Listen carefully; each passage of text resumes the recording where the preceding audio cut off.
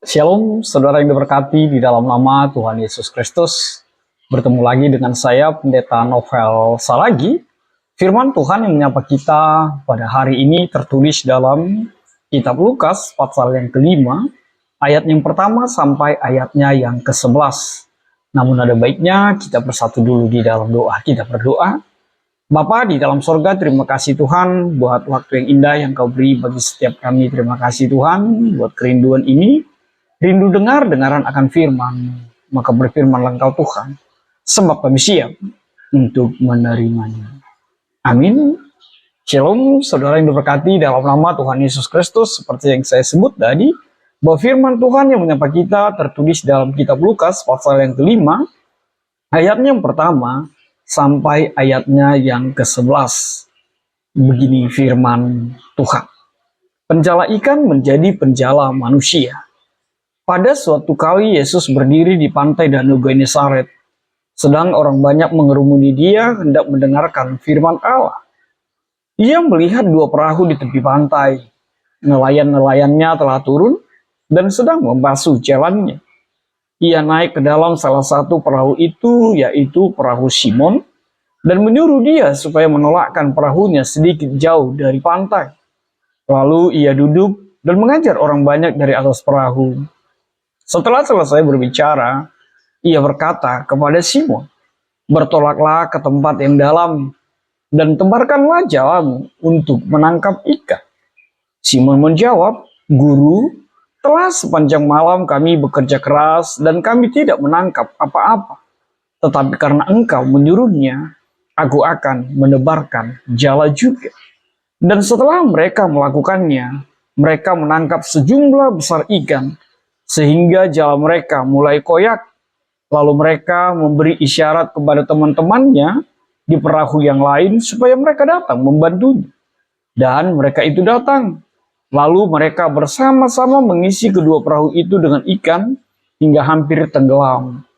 Ketika Simon Petrus melihat hal itu, dia pun tersungkur di depan Yesus dan berkata, "Tuhan, pergilah daripadaku, karena aku ini seorang berdosa." Sebab ia dan semua orang bersama-sama dengan dia takjub oleh karena banyaknya ikan yang mereka tangkap. Demikian juga Yakobus dan Yohanes, anak-anak Zebedeus, yang menjadi teman Simon. Kata Yesus kepada Simon, "Jangan takut, mulai dari sekarang engkau akan menjadi penjala manusia." Dan sesudah mereka menghela perahu-perahunya ke darat, mereka pun meninggalkan segala sesuatu, lalu mengikut Yesus. Demikian firman Tuhan. Saudara yang diberkati dalam nama Tuhan Yesus Kristus, menarik sekali ketika Simon menjawab, "Guru," di ayat yang kelima, "Guru, telah sepanjang malam kami bekerja keras dan kami tidak menangkap apa-apa. Tetapi karena Engkau menyuruhnya, aku akan menebarkan jala juga." Saudara yang diberkati dalam nama Tuhan Yesus Kristus, sahabat terbaik dalam kasih Tuhan. Simon menjawab, "Tetapi karena Engkau menyuruhnya." Bukankah itu sangat luar biasa dalam kehidupan setiap kita? Terlebih, apa itu? Kita tahu bahwa Simonlah ahli di dalam situasi itu.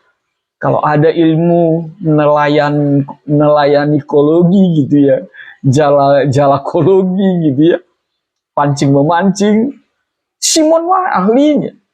Simonlah yang lebih tahu sepertinya seharusnya tentang apa yang ada dan bagaimana cara menangkap ikan di tengah lautan atau di laut ketika itu.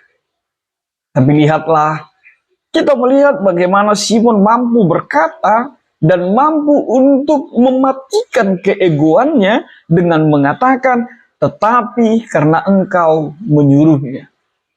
Jadi benarlah, kalau Tuhan yang menyuruh kita, kalau Tuhan yang memerintahkan kita, lakukanlah. Sebab apa? Itu pasti yang terbaik. Itu pasti pekerjaan, itu pasti pelayanan yang memberkati dan diberkati dalam kehidupan kita. Maka saudaraku, jangan pernah menolak apa yang Tuhan perintahkan dalam kehidupan kita. Sama seperti apa yang dikatakan oleh tema kita pada saat ini, dipanggil menjadi penjala manusia. Memang kita disuruh, dipanggil untuk menjadi penjala manusia. Saudara yang diberkati dalam nama Tuhan Yesus Kristus, sebelum kita lebih jauh lagi, kita melihat, kita tahu bahwa penulis kitab ini adalah Lukas sendiri. Lukas adalah seorang dokter dan juga dikenal sebagai sejarawan. Dia teman seperjuangan Rasul Paulus dan menjadi penulis Injil Lukas, juga sebagian dari kitab kisah para rasul. Lukas bukan seorang Yahudi, tetapi ia adalah seorang Yunani yang tertarik kepada kekristenan. Saudaraku dalam kasih Tuhan, di sini peristiwa ini, konteks historisnya terjadi di tepi Danau Genesaret, juga dikenal sebagai Danau Galilea. Danau ini adalah danau atau lokasi yang sangat penting untuk kehidupan ekonomi dan sosial ketika itu, terutama melalui perikanan. Dan para nelayan termasuk Simon telah bekerja sepanjang malam dan disebutkan mereka tanpa hasil. Saudara yang diberkati dalam nama Tuhan Yesus Kristus, kita melihat beberapa hal yang mau ditegaskan oleh Injil Lukas melalui firman Tuhan pada saat ini. Hal yang pertama, seperti apa yang disebutkan di dalam ayat 4 sampai ayat yang ke-7 itu, bahwa ketaatan kepada firman, ketaatan kepada Tuhan Yesus akan membawa hasil yang melampaui setiap akal pikiran kita. Artinya, ketaatan kepada Yesus, meskipun tampak tidak logis, itu membuka pintu mujizat di dalam kehidupan setiap kita, sebab kita mengimani bahwa Allah bekerja di luar kemampuan dan pemahaman manusia sendiri. Lalu apa yang kedua yang mau ditegaskan? Kesadaran akan kekudusan Yesus dan ketidakwajaran diri. Disebutkan di dalam ayat yang ke-8, bagaimana Simon Petrus itu merespon mujizat itu serta mengungkapkan sebuah pengakuan yang luar biasa. Dia mengaku berdosa dan tidak berlayak di hadapan Tuhan Yesus. Maka dia mengatakan, Tuhan, pergilah daripadaku. Disinilah kita melihat adanya kesadaran siapa Yesus dan pengenalan diri secara pribadi. Lalu apa yang ketiga yang mau ditegaskan? Panggilan untuk tidak takut dan mengikuti misi Yesus Tuhan dalam kehidupan ini. Seperti apa yang dikatakan oleh ayat yang ke-10 itu. Makanya kita disebutkan tidak hanya memanggil orang lain atau manusia untuk datang kepada Tuhan, tetapi juga untuk turut dan larut di dalam pekerjaan misi Tuhan Yesus di tengah-tengah kehidupan ini. Lalu apa yang keempat? Ayat ke-11 mewakilinya. Adanya totalitas dalam ikut Tuhan Yesus. Simon, Yakobus, dan Yohanes disebutkan meninggalkan segala sesuatunya, bahkan perahunya, untuk ikut Tuhan Yesus. Memang benar, ikut Yesus itu memerlukan pengorbanan dan totalitas. Lalu apa yang kelima? Yesuslah sumber segala berkat. Bukan hanya pemberi mujizat, tapi sumber dari segala berkat di dalam kehidupan kita. Lalu apa yang keenam? Penggunaan hal-hal biasa untuk maksud yang luar biasa. Lihatlah saudaraku, sahabat terbaik dalam kasih Tuhan, Yesus menggunakan perahu Simon. Sebuah alat yang dia lakukan, dia pakai untuk bekerja. Namun, di sini kita melihat perahu itu pun dipakai oleh Tuhan Yesus untuk menyampaikan ajarannya dan menunjukkan kuasanya. Artinya apa?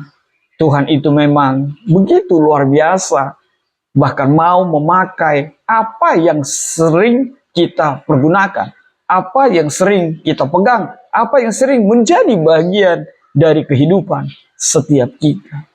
Lalu apa yang ketujuh yang mau ditegaskan?